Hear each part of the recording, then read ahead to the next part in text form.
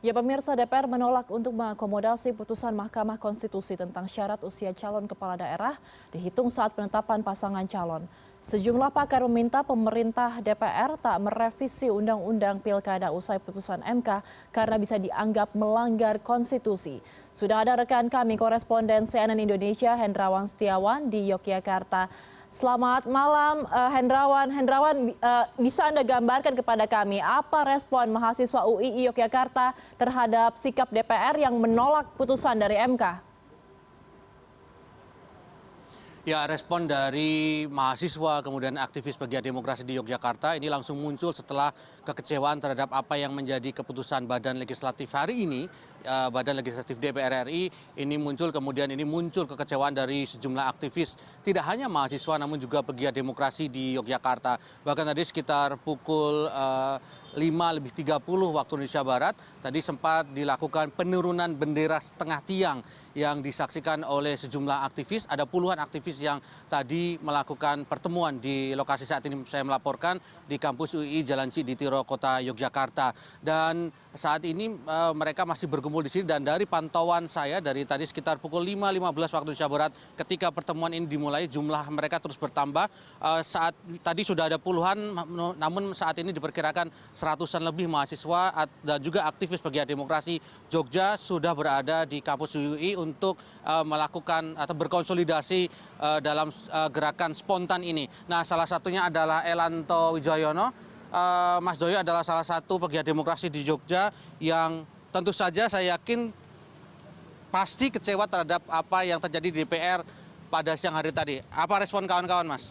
Ya, secara umum sama seperti yang dirasakan oleh saya yakin sebagian besar masyarakat Indonesia. Kita kecewa ketika demokrasi kemudian dikangkangi dengan cara-cara yang sangat tidak layak.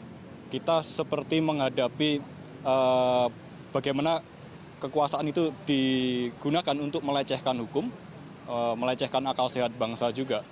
Ketika kemudian kita bisa melihat ada banyak manuver politik yang dijalankan dengan sengaja untuk memuluskan kekuasaan bagi kelompok-kelompok tertentu atau bahkan orang-orang tertentu.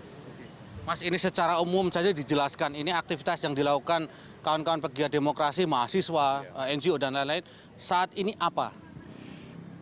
Setiap ada gejolak politik, dinamika politik yang penting, tentu saja masyarakat sipil, elemen-elemen mahasiswa itu pasti akan memberikan respon. Dan tentu saja sekarang sudah saatnya untuk memberikan respon yang jauh lebih tegas, yang jauh lebih jelas kepada penguasa. Dalam hal ini tidak terbatas pada eksekutif, tapi juga kepada parlemen atau dewan. Jadi masyarakat sipil dan juga elemen mahasiswa di Yogyakarta saat ini sedang mempersiapkan aksi langsung turun ke jalan yang akan dilakukan besok, sama seperti yang sekarang juga sedang dipersiapkan oleh teman-teman di beberapa kota termasuk di Jakarta. Baik, Mas Joyo, terima kasih atas informasinya.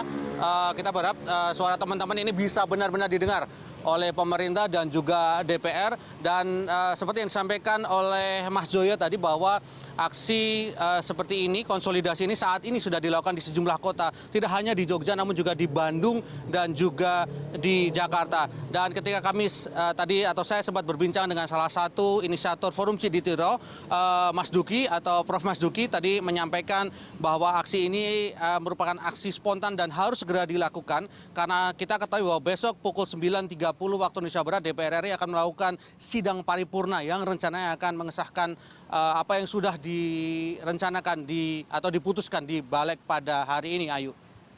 Baik, Hendrawan, kita berharap aksi serupa bisa berdampak positif pada sikap DPR terkait putusan MK yang telah dijatuhkan pada siang hari tadi. Terima kasih atas laporan Anda, koresponden CNN Indonesia Hendrawan Setiawan langsung dari Yogyakarta.